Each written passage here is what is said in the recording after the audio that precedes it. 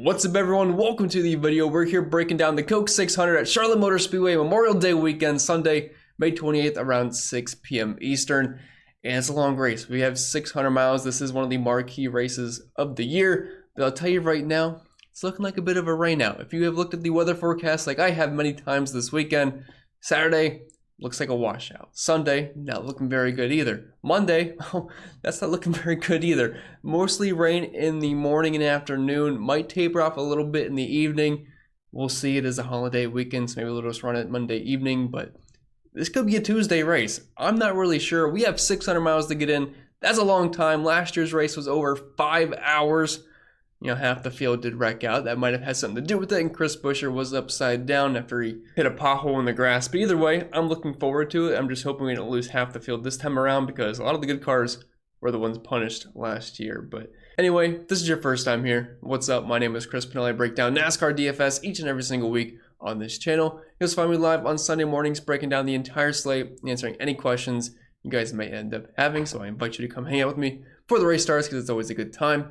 And if you guys do enjoy today's free content, the only thing I ask in return, if you can leave a like on the video, subscribe to the channel if you haven't yet done so, and feel free to leave a comment down below, being nice, being mean, ask me a question. I don't really care either way, but I'd love to hear from you. And before we move on, let me mention the sponsor of the show, Prize Picks and Underdog, because they do make these videos possible. And as of right now, for a new user on either site, promo code CPEN will get you a deposit match bonus up to $100. You guys already know that, but the kicker this week is that Prize Picks is running a pretty good promo where they have the free square for Nikola Jokic. I think it's over half a real life point or half a fantasy point. Either way, that is going to hit. And they're still doing their $1 million challenge during the NBA playoffs. So you have a shot to win up to $1 million if you are selected. You got to make sure you opt in. Make sure you check them out. They got all the sports covered, even cornhole over on Prize Picks. So they definitely have NASCAR, and it's always fun to play on each and every single week. So make sure you check that out, either using the link down below in the description or head over to the website Prize Picks or Underdog. All right, so talking strategy for the Coke 600. Charlotte Motor Speedway, you know, it's your prototypical, do that on purpose, mile and a half track, which is pretty similar to tracks like Las Vegas or Kansas, and you can also throw in the other mile and a half, Texas as well. And the reason this week why it's not like the complete same strategy as a normal mile and a half, where we have 400 miles, which equals 267 laps, is because we have 600 miles this week, which equates to 400 laps. So there's a lot more dominator points to go around. So normally we're looking at 2 dominators in our lineups at a track like this, but you can definitely push that to 3 here because there's just so many laps to be led and so many dominator points to be had. Now last year, if we're looking at the Coke 600 numbers, yeah, we actually lost half the field. Like, all these guys ended up wrecking, and a lot of the good cars wrecked. I know Kyle Larson got into it, Ross Chastain got into it, I'm pretty sure Martin Truex Jr., Chase Elliott was up front, you know, Suarez had issues. It was just an absolute mess. I'm hoping that's not the case this year because Goodyear's obviously fixed the tire problems, and these guys have had another year of the next gen car under their belts, and we haven't really seen that so far this season. So that's good. So I'm not really expecting that to happen. There'll definitely probably be a more boring race compared to last year, but the racing intermediates in this next gen car has been very solid. Obviously the Kansas race I thought was pretty good, which was not too long ago. And really the drivers that have been fast at the intermediates this year, I don't see why they're not going to be fast again. I'm recording this part before practicing qualifying, but I'm assuming that's going to get rained out. So I don't think we're going to have that data to look at. If we do, obviously I'll talk about that in a little bit, but I'm assuming we're not. But it's the same drivers every single week. It's William Byron, it's Kyle Larson, it's Martin Truex Jr., Denny Hamlin, and also Ross Chastain. Those are the same guys up front every single time at these kind of tracks, and I don't really see why that's going to change. Obviously, a guy like Kyle Busch can surprise. Christopher Bell has speed. A guy like Chase Elliott should be able to contend. He was fast here last year. Bubba Wallace has some speed. Tyler Reddick can, but it's mainly that same core group of 5 guys, and there's some other guys that can contend a bit. And I just don't really think the Fords are going to have it. They have not shown anything at all intermediate so far this year, and I'm not really sure why that would change. They just do not have the aero advantage like Chevys and Toyota do. So I'm just kind of ruling them out as far as being dominators this week. So really my plan as of right now is just to mix and match the guys I listed. I'm going to have a ton of Kyle Larson, a ton of Byron, a ton of Hamlin, a ton of Truex, and a lot of Ross Chastain. And then obviously there's going to be some other guys I'm high on as well. But I'm really just mixing and matching, probably trying to get at least 2 of those drivers because they're the same ones up front each and every single week. And I'm not sure why that would change. All right, so finally moving on to the driver by driver breakdown portion here. I do have to mention one thing first, and it's actually pretty awesome. So I got an email from Patreon just a few days ago saying they are now starting free trials for content creators. So I was like, well, shoot, that's pretty sweet. So I activated free trials now on all of my tiers. And what more perfect of a weekend to try that out for the Coke 600, a big marquee race. So if you guys want to come in, access all the projections, my optimizer, article, Discord, all that fun stuff this weekend, the betting model, ownership projections, sim scores, is all there for free this weekend for you to try it out. If you like it, hey, you can stay. If not, well, you can tell me to screw off. Either way, I am fine with it. But I would recommend trying it out, especially since it is free. So I will drop the link down below in the pinned comment of this video, or you can look in the description and you'll be able to find it there. All right, so let's get into the drivers soon. I do want to mention, if you're watching this right now, that means that practice and qualifying got rained out because I'm recording this on Friday morning. Practice and qualifying is scheduled to take place on Saturday night. But I looked at the forecast, not looking pretty, so I looked at the lineup formula. This is what the qualifying order should be in the event that this has taken place. I'm talking to you guys in the future right now, but I'm pretty sure I didn't screw this up. If I did, I apologize, but it's got to be pretty close. If not, might be a couple things off, but we'll see how dumb I actually am. So let's just assume what this is, and we're going to roll with it. So we're going to start up top with Kyle Larson, $11,000 on DraftKings, $14K over on FanDuel. Just absolutely whipped the field in the All-Star race. I mean, it just wasn't even close. Obviously, kind of lucked out with the caution because he was not moving at all. He was like dead last before the caution came out. He took new tires, and after that, looked like he had about an extra 100 horsepower in that car. Just killed the field. He was probably going to lap everybody but himself at some point if the race just kept going. I mean, it was an absolute clinic about Kyle Larson. But that just goes to show how good he's been this year. I mean, the guy, if he's not getting wrecked out, he's basically winning the race. That's what it's been so far this year. He probably honestly could have a handful more wins almost if it wasn't for Ross Chastain really and a couple of other incidents this year. But he is theoretically starting in 12th. He opened up as the odds-on favorite to win this race, which I don't think anyone's surprised about. Plus 500, I think he came out on some books. Some are at plus 420 last I looked on DKs, but plus 450. I have him as the projected winner. I cannot bet him at these odds. It just is horrible value. So I'll tell you guys who I have action on later on when we get to it. But for DFS purposes, I mean, I'm all about Kyle Larson this week. I mean, he's the best car every single week, no matter the track type. We know he's going to be fast. If you're looking at green flag speed numbers and intermediates from this season and last year, I mean, he's just near pretty much the tops of the chart and everything. The rankings, these are not up to date, so do not look at those. And for the track history, what we're looking at, this is not Charlotte, just because we have such limited data in the next-gen car, so I don't really like to look at strictly track history these days. I should probably change the title. But for this 3-race sample size we're looking at for recent track history, that is the 3 intermediate tracks we've been at this year, which is Auto Club, Las Vegas, and also Kansas. And if we were looking at similar track history, this is every intermediate race in the next-gen car, which is a 12-race sample size. And then we also have the 8-race sample size of the tracks we've been at this year, excluding road courses and super speedways and the Bristol dirt race. So that's the kind of data I'm looking at this week. And since we didn't have any practice or qualifying, that's kind of what we have to roll with. But Larson, I mean, his numbers have been incredible this year. 2 top 5s, the second most dominator points, the most fast laps. Just been the fastest car every single week. So him starting in 12th, if you're playing cash games, he is definitely an excellent starting point, and I think you're just going to want to load up on him everywhere. I realize he's going to be very high owned, and there's definitely pivots to be had, but if Larson's not wrecking, which unfortunately has happened several times this year, he is going to be up front, dominating, contending to win the race.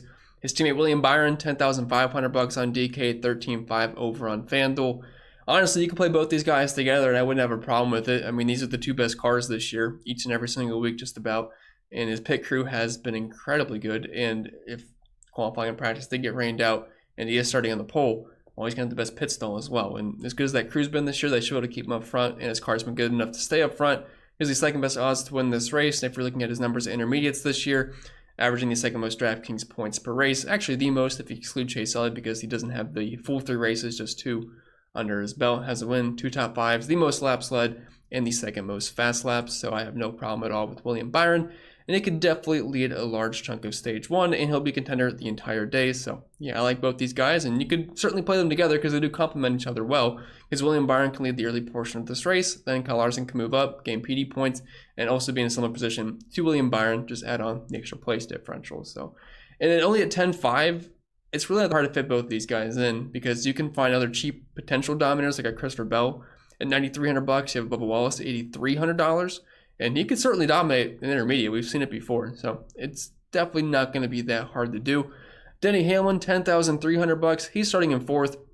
And I actually do have action on Denny Hamlin. I would not currently bet him at the plus 700 odds that we see right now, but I did get him at plus 900, so I do feel good about that. But unfortunately, lines have moved where I would not bet him at this point. But Hamlin has a ton of speed intermediates, and obviously he won Kansas not too long ago. And if you're looking at green flag speed-wise, at the 3 intermediate tracks we've been at this year, he is second, only behind Kyle Larson, so I have no issues with Hamlin, but he is definitely the tournament pivot off the 2 Hendrick cars up top. But he won this race last year, albeit kind of got a bit lucky. I think he only had 15 laps in that race. But in intermediates in the next gen car, I mean, looking at Hamlin's numbers, they're just really good. I mean, the best average finish, the second best average running position, the second best drive rating, 2 wins, 6 top 5s, and these amount of downer points. Not as much as some of the Hendrick guys or Ross Chastain, but we know he's going to be up front being a contender. And with him just dominating Kansas and winning that race, kind of stole from Kyle Larson at the very end, definitely makes me feel pretty good about him. Ross Chastain, $10,100. He's starting in 14th. And I could see a lot of people going the Ross Chastain, Kyle Larson route in cash games because, no, they're not going to lead very early on. But passing's been pretty easy to do at intermediates, and they should get up there rather quickly. And the laps they don't lead early on, they can make up for that with the place differential that they have, and they can dominate as well. And you can put Martin Truex Jr. in a similar boat. But Ross Chastain, I know he finished like 15th here last year, but he was a big contender. He led the most laps in that race. I believe it was 153, if I remember correctly. He's finished in the top 5 2 to 3 times at intermediates so far this year, has the 3rd most laps led, only behind the 2 Hendrick guys up top.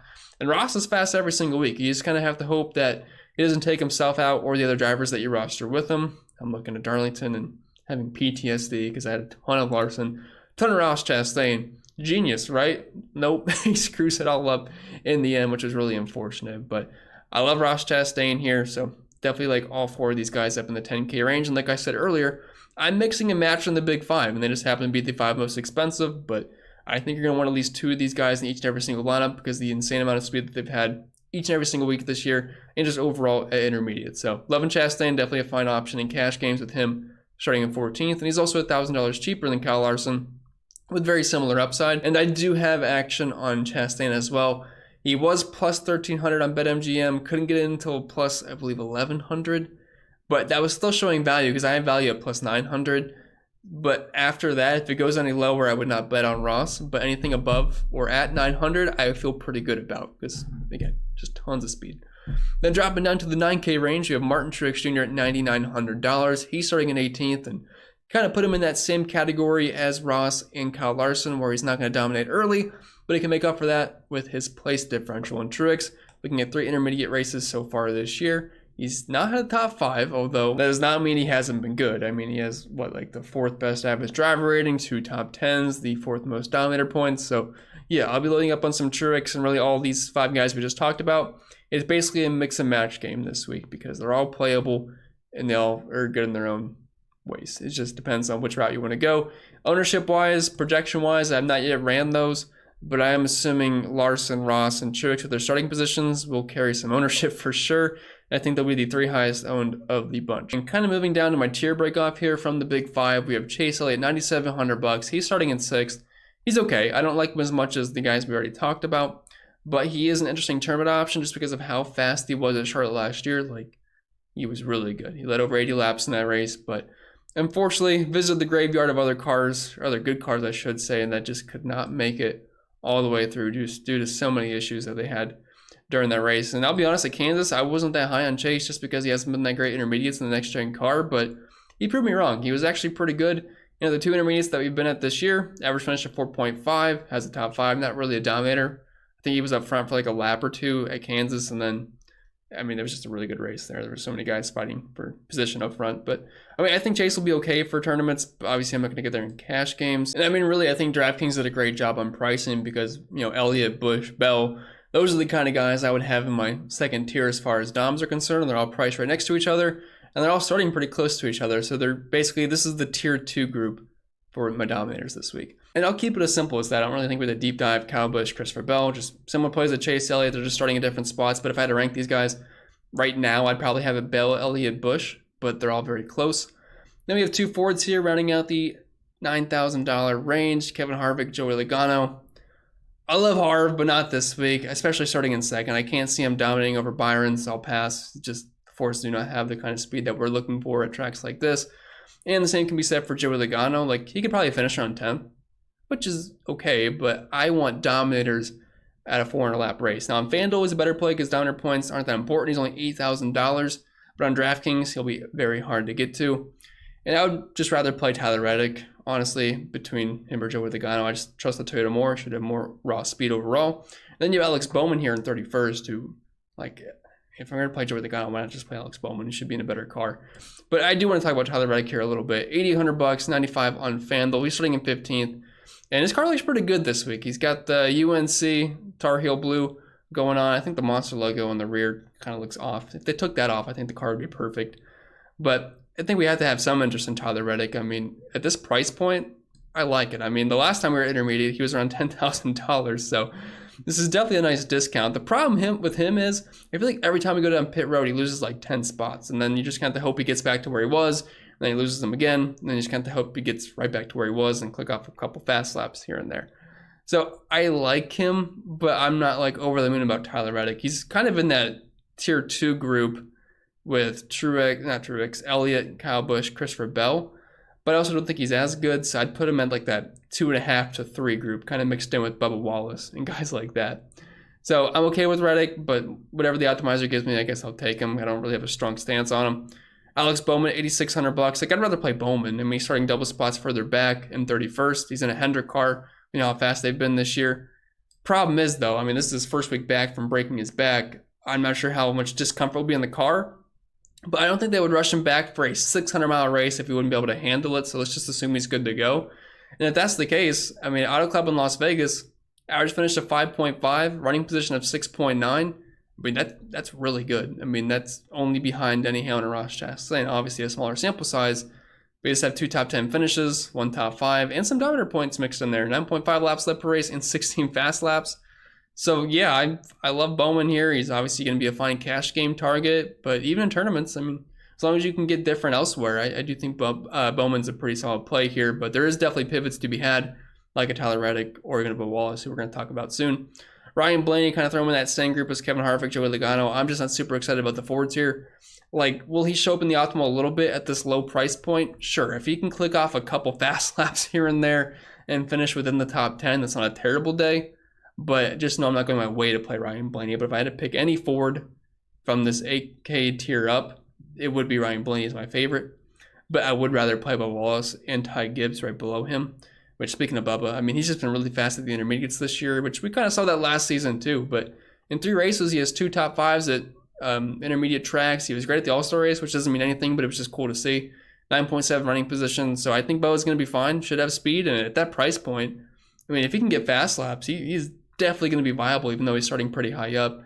And he's got 8.7 fast laps per race this year, which might not seem like a lot. But compared to some of these other drivers, Kyle Busch is at 8.7, Martin Truex Jr. is at 12.3, Ross Chastain's at 11, so he's really not that far off. So Bubba's definitely going to be a great tournament target. Ty Gibbs at $8,100. I put a sprinkle on him to win this week. He's starting in 19th, which obviously isn't the great track position, but I think intermediates, that's fine. It's not like a short track where it's almost death. But he should have speed. He was very fast at Kansas, obviously destroyed his car after the spin where he was working on Martin Truex Jr. And that does remind me with the starting position. Sean in my Discord, the guy that won the $1 million, we always talk about bets in Discord all week. He saw on FanDuel that they have it at plus 150 for the winner to start from 11th through 20th, which I'm talking, we took the bet on Thursday. I'm talking on Friday morning, so this might not be available by the time this comes out. But I don't think they're factoring in the chance of the practice or qualifying getting rained out, because if that's the order, if you bet at plus 150 from the winner to be starting from 11th through 20th, yeah, you're missing out on Hamlin, you're missing out on Byron, but you get Kyle Larson, Martin Truex Jr., Ross Chastain, Joey Logano, Tyler Reddick, and even Ty Gibbs all in there, and Chase Briscoe, but I'm not expecting anything from Chase Briscoe, but that's 6 pretty solid drivers that could certainly win the race. So if that's available and this scenario played out where qualifying got rained out and this is what we have, that's a great bet to make. I feel like that won't still be there, but if it is, I like that a lot. So anyway, Ty Gibbs, I like him starting in 19th. Him and Bubba Wallace are excellent tournament targets. I'm not sure how much Gibbs will be owned because the price came up a little bit, but I do like him. And I do have a sprinkle on him to win at plus 6,000. It did go down a little bit though at 5,500. Keselowski, $8,000. He's starting in 3rd. He's a guy I kind of expect to finish from 10th to 15th, but starting in third at 8,000 bucks, that's just not going to get it done. And I have a really hard time trusting the forwards here, so I will pass on Brad. I like just about everybody else more in this price range, but specifically Bowman, Wallace, and Gibbs are going to be my preferred targets. Dropping down to the 7K range, we have Daniel Suarez, 7,800 bucks on both sides. He's starting in 24th, and I definitely think he's a very solid play here. He was in a cheat car last year at Charlotte. He got up front, led some laps. I think he had a penalty where he had to go to the rear. Went back right up to the front. Just was really good, but got caught up in a mess. Had a lot of fast laps in that race. So starting in 24th, if you like Ross, you probably have to like Suarez. In the 3 intermediate races we've had this year, average finish inside the top 10. Good running position, good drive rating. 3 top 15s, 2 top 10s. And honestly, at Kansas, he was a top 5 contender, but he had that tire issue on pit road, which made him go from the back to the front, but even then he still got the top 15. So love Suarez, and that price point's just way too cheap. Briscoe is in an actual lawnmower. I know we dubbed Suarez the lawnmower man in the COVID era, but Briscoe might be the new lawnmower man at intermediates. Like, he is just incredibly slow. It's almost hard to believe how slow he's been, like, for looking at similar tracks, and it's just really bad for Chase Briscoe right now. So I'll be passing on him no matter what, starting in 20th. And I took Austin Dillon a head-to-head over him. It opened up at minus 125. I did not get wind of it until it was at minus 139. So I have it at minus 139. He's now at minus 155. Even then, if Austin Dillon doesn't wreck, he should easily beat out Chase Briscoe here. So I will pass on Briscoe. Busher, he's starting at 11th. I mean, he hasn't really been that great at the intermediates this year. He's sure a top 15, 20 contender, but starting at 11th, I just don't really think he's going to have the raw speed over some of the forwards. And he might have some PTSD from last year. I mean, it was a pretty bad wreck for Chris Busher last year here. Ricky Stenhouse, 7,300 bucks. He's starting in 10th. I think I would prefer Ricky over Chris Busher here, but honestly, it'll be hard to get to either one of them just because of the starting position. Like, I would just rather play Austin Dillon starting in 33rd, who he was up front at Charlotte last year too at the end, and ended up taking a spin with all the other cars. But does have 2 top 15 finishes in 3 races at the intermediates this year. So I think he can be a guy that contends for a top 15, which is fine with me at 7,200 bucks. And then after Dillon, we kind of have a graveyard of just terrible plays. We'll give Jimmy his respect because he's 7-time. But outside of that, I mean, do you really want to play Priest, Almirola, Cindric, Jones, Allmendinger, Haley? Like, all these guys suck. We'll see how much the Sims like Jimmy. I don't know how much I'll trust the 84 car from Legacy, but obviously he's a great driver. We've only seen him at a road course, but he finished a lap in Daytona. So I haven't really got to see anything from Jimmy this year, but I mean, I have to assume he's going to be a top 30 contender, right? So he'll be somewhat viable, but I mean, I don't want to play any of these guys, really. I guess Jones and Johnson, well, don't put Dillon in that, but Jones and Johnson, I guess, are the ones I would get to, but that is a really gross range. I don't really even feel like talking about these guys. So whatever the optimizer gives you, or if they last piece fits, sure, but I do not have a strong stance on any of these guys, especially without practice, so we don't even know if anyone just like brought some extra speed this weekend or not. Then we'll drop to the 5K range because we're at the roster some of these guys if you want to fit in some of the DOMs up top. Noah Gregson, $1,500. He's starting in 28th. Just really, really bad and really slow every week. So can't really see myself having too much interest there. Michael McDowell will probably end up being him and Corey LaJoie will probably be the popular options, I guess. Well, I take that back. I see Todd Gillen starting all the way back in 35th. So Gillen will be played. Zane Smith in 29th will be played. Although you have to be careful with Gillen this week because he is not in his front row car. He's with Rick Ware this week. So, yeah, the ownership might be high because people recognize the name Todd Gillen, but a lot of people probably won't know that he's in a worse car this weekend, so that's something to consider for sure. But Michael McDowell starting in 30th, I mean, that'll be a decent play to get to. I mean, his ownership will be pretty high with that. Corey LaJoie is the king of just holding position. Like, yes, he's starting 25th. He doesn't have as much PD as guys like Zane Smith or Corey LaJoie. But as you can see, we have a nice shade of green here, which maybe you guys can't see, but you can now. 3 top 20s. That's not bad. It's not bad for old Corey LaJoie back there, so I'm okay with him. Zane Smith's fine, 29th. He's in Todd Gillen's car this week, so we know that has a decent amount of speed if the driver's capable enough. And we know Zane Smith's a pretty good driver, obviously great in the truck series. Burton, no. So I made fun of Burton last time. He was in a similar position starting in like 13th, and I was like, Harrison Burton sucks, moving on. What do you know, like an all-time finish from him. But I want to bet that doesn't happen again. So I'll say it again. Harrison Burton still sucks, and I'm still not playing him. Gilland, the ownership will be there because he's starting in 35th, and he's had a pretty good season so far. But he is not in his normal car. He's with Rick Ware, so I would not expect the same amount of speed we have had. And I think I said the 15 car. I believe I meant to say the 51 car. JJ Yeley's in the 15 car. Then Ty Dillon, you can't play Ty this year. He's just so slow. JJ Yeley, you can't play. And BJ McLeod, that is an auto fade every single time. But with that being said, guys, that's all I have for you this week. And I hope you did enjoy. And if you did, make sure you like down below. Subscribe to the channel if you haven't yet done so. If there's any questions, comments, concerns, you can leave them down in the comments section. I'll be more than happy to answer them. And don't forget, if you skip this part, Patreon is free this week because they're now offering free trials. So if you want to come and check out all the extra content, you can do that now for free this weekend. And I'd love to have you try it out. But with that being said, I wish you all the best of luck, and I'll see you all next time.